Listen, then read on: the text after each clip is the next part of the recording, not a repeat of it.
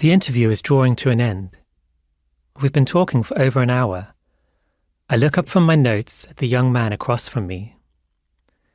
Before we finish, is there anything you want to describe that we're missing? Anything we haven't talked about but should, I ask. There's nothing really, I don't think. I think we've covered it all, he replies. I mean, apart from the presence thing. The presence thing? I answer, looking back and down at my notes again. He takes a few seconds before continuing. Yeah, like when they are there, I can feel them there. The voices. What? Even when they're not talking, I ask. Yeah, just there, right next to you, like someone is standing behind you, looking over your shoulder. Alex hears 4 voices that other people cannot hear.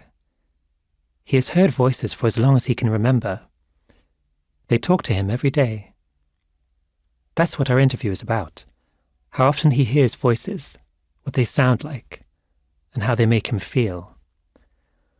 Of all Alex's voices, one talks nearly constantly. It shouts, it cajoles, it criticizes, and it threatens. It is an incessant menace in his life. The first time I met Alex to do an interview, nearly 3 years prior, I asked him at one point what the voice was saying, right at that moment. It was telling him to throw some pens at me. He didn't. I think I got off lightly. The voice Alex hears nearly constantly is positioned very close to him, he explains, just off to the right, behind his ear. You know when it feels like someone is watching you? Like that, he says. I try to imagine what that must be like. A set of voices with you all the time, commenting on everything you do, questioning your actions, your decisions, even your thoughts themselves. The previous week, someone else had told me her voices were like a proper little make-em gang, talking about you all the time. She felt like they were constantly waiting near her house, plotting. If they are speaking most of the time, are you just getting used to them being there? I suggest. Like you expect them to say something, even when you aren't hearing them. Well, yeah, but it's not just that, says Alex. He pauses, thinking of the best way to help me understand.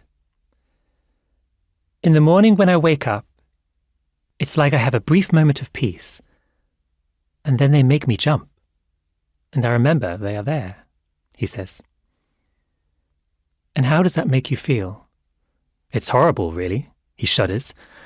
I mean, I know some of them are okay, but you still don't want them around all the time. It's just creepy.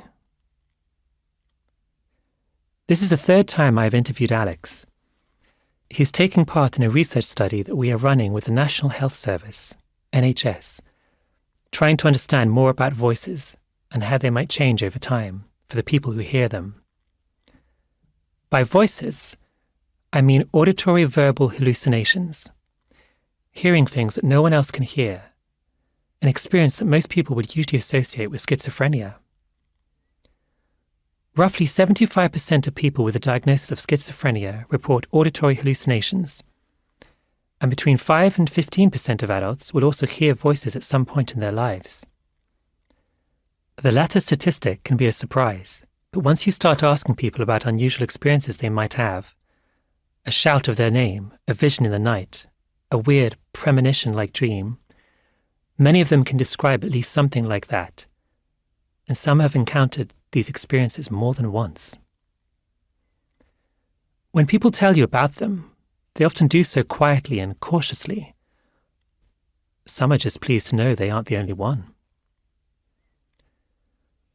Not everybody hears the kinds of voices that Alex does. He's using early intervention in psychosis, EIP services, the frontline NHS pathway that people access when they first start to show frequent signs of psychosis.